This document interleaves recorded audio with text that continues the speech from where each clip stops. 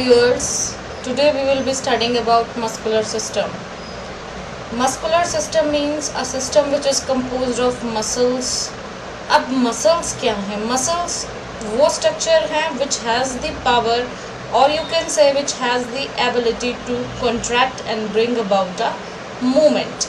यानी कि muscles क्या हैं? मांसपेशियाँ जिन्हें हम हिंदी में जानते हैं, और ये क्या करती हैं? ये संकुचित होती हैं और संकुचित होने के बाद मूवमेंट जो है उसको उत्पन्न करती हैं। मसल्स हमारे शरीर में डिफरेंट मूवमेंट्स जो है वो प्रोड्यूस करती हैं। टेंशन जो है डिफरेंट स्ट्रक्चर्स की उसको अल्टर करती हैं, साथ साथ प्रेशर जो है उसको मेंटेन करके रखती हैं, और बॉडी को पोस्चर देने का जो काम है वो भी मसल्स करती हैं। मसल से रिलेटेड कुछ टर्म्स हम जानेंगे, जैसे कि मायोफाइब्रल्स। मायोफाइब्रल्स क्या हैं? Bundle of muscle fibres. Muscle fibres के गुच्छे को, बंडल को हम मायोफाइब्रल्स कहते हैं। सार्कोलीमा वो प्लाज्मा मेम्ब्रेन है जो मसल फाइबर को क्या करती है? कवर करती है। Myology is that branch of science in which we study about muscle. अब मसल्स जो हैं वो 3 टाइप की होती हैं, या हम कहें कि मस्कुलर टिश्यू जो है वो 3 टाइप का होता है, स्केलेटल, स्मूथ और कार्डियक मसल। स्केलेटल को हम दूसरा नाम इनको वॉलेंट्री मसल भी कहते हैं या स्ट्राइटेड मसल्स भी कहते हैं। वॉलेंट्री का मसल का मतलब है वो मसल जो हमारी इच्छा शक्ति से काम करती है। स्ट्राइटेड का मतलब जिसके ऊपर स्ट्राइएशंस हैं। ये वाली मसल्स हमें हमारे लिम्स में मिलती हैं। स्मूथ मसल इनवॉलेंट्री होती हैं, यानी कि हमारी इच्छा शक्ति से काम नहीं करती हैं, और नॉन स्ट्राइटेड होती हैं, यानी कि इनमें स्ट्राइएशंस नहीं होती हैं। ये नॉर्मली हमारे एब्डोमिनल एरिया में प्रेजेंट होती हैं। जो होलो ऑर्गन्स होती हैं एब्डोमिनल एरिया की, ये उनको लाइन करती है। कार्डियक मसल हार्ट में प्रेजेंट होती है, इनवॉलेंट्री होती है, और साथ साथ इसमें स्ट्राइएशंस होती है। स्केलेटल मसल के जो मसल फाइबर्स होते हैं वो लॉन्ग होते हैं, सिलेंड्रिकल होते हैं। न्यूक्लियस जो है मल्टीपल होते हैं, यानी कि बहुत सारे न्यूक्लियस होते हैं, और पेरिफ्री में होते हैं। साथ साथ स्ट्राइएशंस होती हैं। वॉलेंट्री मूवमेंट जो है ये मसल प्रोड्यूस करती हैं, और जनरली हमारे लिम्स यानी कि हाथों और पैरों में मिलती हैं। स्मूथ मसल के नाम से ही पता चल रहा है कि इसमें कोई स्ट्राइएशंस नहीं होंगी।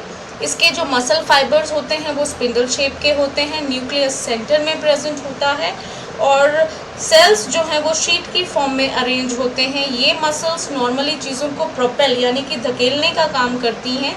तो ये काम वो फूड स्टफ के लिए भी कर सकती हैं, यूरिन के लिए भी कर सकती हैं, या at the time of delivery baby को धकेलने के लिए भी कर सकती हैं। ये जो मसल्स हैं इनवॉलेंट्री मसल्स हैं, हमारी इच्छा शक्ति से काम नहीं करती हैं, और इनकी जो लोकेशन है वो है hollow organs of the abdominal cavity.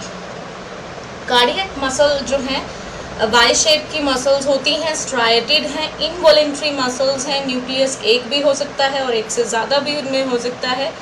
Sales के बीच में स्पेशलाइज्ड जंक्शंस होते हैं जिन्हें इंटरकैलेटेड डिस्क कहा जाता है। ये मसल्स भी ब्लड को प्रोपेल करने का काम करती हैं, इनवॉलेंट्री हैं, और नॉर्मली कहाँ मिलेंगी? नॉर्मली क्या मिलेंगी? ये सिर्फ हार्ट में।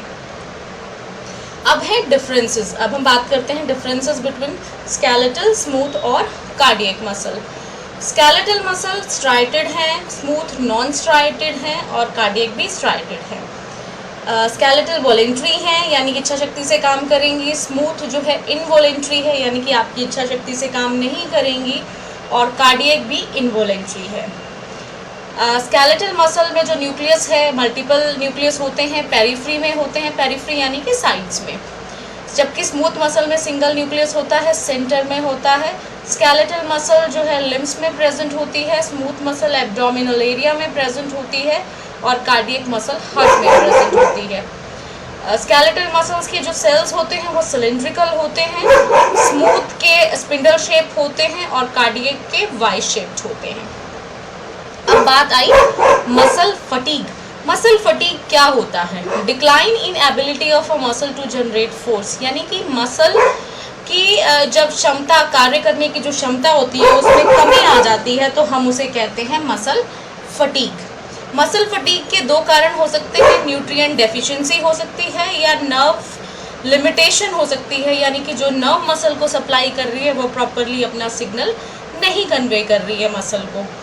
तो इसी बिहाफ पे हम जो फटीग है उसको दो टाइप में क्लासीफाई करते हैं, न्यूरल फटीग और मेटाबॉलिक फटीग। न्यूरल फटीग क्या है? Limitation of a nerve's ability to generate sustained signal. जबकि मेटाबॉलिक फटीग क्या है कि मेटाबॉलिक डेफिशिएंसी हो जाती है जिसकी वजह से जो मसल है वो प्रॉपरली कॉन्ट्रैक्ट नहीं कर पाती है।